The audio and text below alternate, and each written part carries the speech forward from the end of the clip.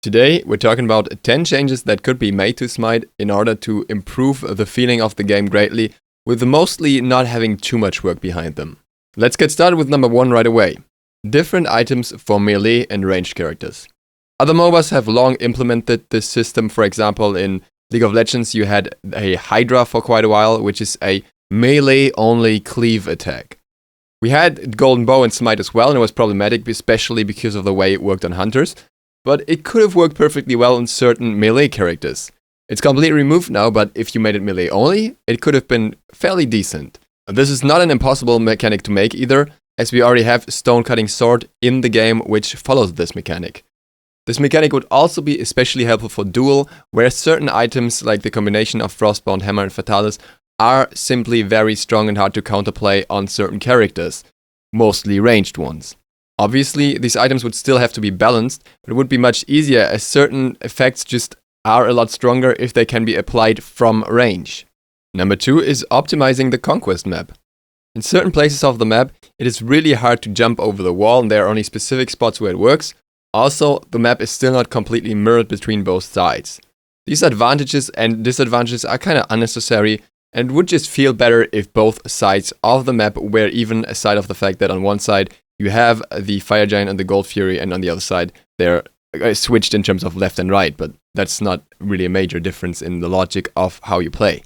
Thicker walls that only allow jumping at very specific spots also just feel awkward and are annoying, especially for Hou Yi players. Some of these advantages and disadvantages exist because one side is supposed to have an advantage, but I don't really feel that that works all too well with the flow of the game, especially given how uneven teams can be matched and how little this advantage can mean in the end. Another step that could relatively easily be taken is quicker balance reactions. Overall, Hi-Rez seems relatively hesitant to apply smaller changes to guard at a more frequent ratio. For example, Chang'e. Chang'e is one of those guards that has gotten a few small buffs but has never really made it into the meta this season. This may have changed by the moment you watch this video, however. If there were more changes to her from time to time, it would be easy to see if those changes may maybe make her too strong or if she's still too weak, and it would be easier to just switch them back if one of the patches seems to make her too strong in the end. But by being hesitant with game changes and buffs and nerfs, it kinda takes longer overall to balance out the game. Sure, if you eventually get to a point where the game feels very balanced, you don't want to shift around too much anymore, but I feel like overall there could be some more motion, especially when it comes to very low tier guards and very high tier guards. Hi-Rez is starting to take steps in this direction, but I feel like they could be a little more often or drastic. Number 4 is skin variety. I think Smite has great skins, and obviously it has to have great skins in order to make sales, and that's where most of the money comes from. However, I feel like a lot of skins follow the same concepts. There are a lot of sci-fi skins, there are a lot of pirate skins, we're getting a few ninja skins at the moment, and there are so many themes that haven't been explored, especially when it comes to funny skins. There are great ideas out there that just have to be made a reality in order to exist in the game, and I think that would bring more people to the game as well.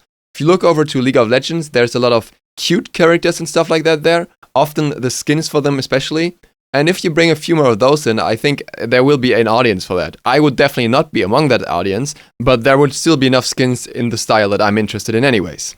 Number 5 is half muting. There are often players in your games that are BM, that are annoying, whatever, and you want to mute them. But if you mute them, you also run the risk of not getting any missing calls or whatnot. Sometimes it doesn't really matter because they're just going to BM anyways and use the VGS system to insult you. But it would be great to just have a VGS system or a mute that is limited to only having the most crucial commands. So you take out any kind of written line, you take out stuff like you rock. You also take out stuff like thanks. Anything that's irrelevant to the actual gameplay doesn't matter here. We only need things like missing left, missing right, incoming, and so on. Hi-Rez has stated that this would just clutter the interface too much, but I call bullshit here. It would not matter if there was an extra button in the tab window, or if that's already too much, then make it 2 drop-down options when you click on the mute button. It really wouldn't be all too hard. I think it's more of a problem with the coding behind it, but this would greatly increase the experience in games because you could just do that for everyone right away if you don't feel like running the risk of getting triggered by your allies if they're assholes in the first place. Number 6 is a health HUD. This is something I personally would really like to see, and I don't think it would be too much work. What I mean by health HUD is what you can see here in this screenshot from World of Warcraft. Around the character are kind of half circles that indicate their mana and health. The health bar at the bottom of the screen is not very helpful because it's out of your center of vision, and the health bar above your character is nice, and with the transparency option it's gotten a little better, but it still kind of covers up your immediate field of vision for aiming, which is not ideal. Having the health bar at the side of your character would be perfect, and it should really not be that hard to implement it, and that would be great to see it. Number 7 is a minimal HUD. Let's be real, Smite's interface is nice, but it's also kind of cluttered. There are a lot of things, a lot of ornaments around it that you don't really need. Hi-Res has in fact already developed a minimal HUD. If you look at this screenshot, this is something you can sometimes see when you get into a game shortly before the actual UI loads. This is what it looks like, or it's rather in early development stage of what it's supposed to look like, and I'm really hoping that this will make it into the game. I'm all for minimalism and just having the most important info available, and this would greatly help in that regard, and I'm not sure why this still hasn't become a reality because it's been teased more than half a year ago. Number 8 is optimization. Optimization is probably easier said than done, but in the end Smite is a relatively simple game when it comes to, for example, graphics, yet still it seems to run relatively unstable on many systems, and there are often issues that come up after patches or updates from Nvidia. So overall, just investing some more energy into that and making sure that the game runs more stable would be great. Certain issues like the frames per second drops that many players experience on the Siege map have never been addressed really, and they should be somewhat at least adjustable in one way or another. And seeing that there's seemingly hardly anything going into the optimization, I feel like a lot more could be done there, and it would drastically increase the in-game experience for many players without actually having to change the game. Number 9 is the report system. As of now, Hi-Res has a report system, Smite has a report system, which only has 3 options. Broadening that field and be more specific about it would be great. This would also allow for reporting more specific instances without having to type out detailed text, which is a major effort. If someone else has been an asshole in one way or another, it should not be up to you to make extra effort just to get him punished for that. Alongside with that, I personally would really like to see a placebo report system in order to make sure that people that just feed and play badly, but not intentionally feed, get reported in a different category and the report just goes void.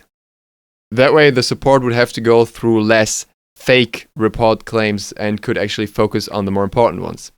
I think all of this is pretty important in order to keep up the good game experience, because in the end it is what prevents people from harassing and being unfriendly in any way to others, which can really ruin a game for you, which otherwise would be amazing. Number 10 is matchmaking. It has to be on these lists every single time, and I know it's being worked on, but I think they could always be done more in that regard. We will see how it develops over the next few months.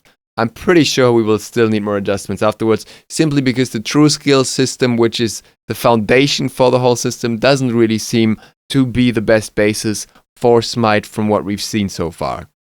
I know this topic has been talked about so many times that I don't really have to go into detail here. I had to address it though, because it's simply one of the most crucial changes that Smite really needs. Which major or minor changes do you guys think Smite should see? Let me know in the comments down below. Also, I make new videos every day, and I also stream on Twitch pretty much every day, so feel free to check that out. Thank you guys for watching. Duke Sloth, out.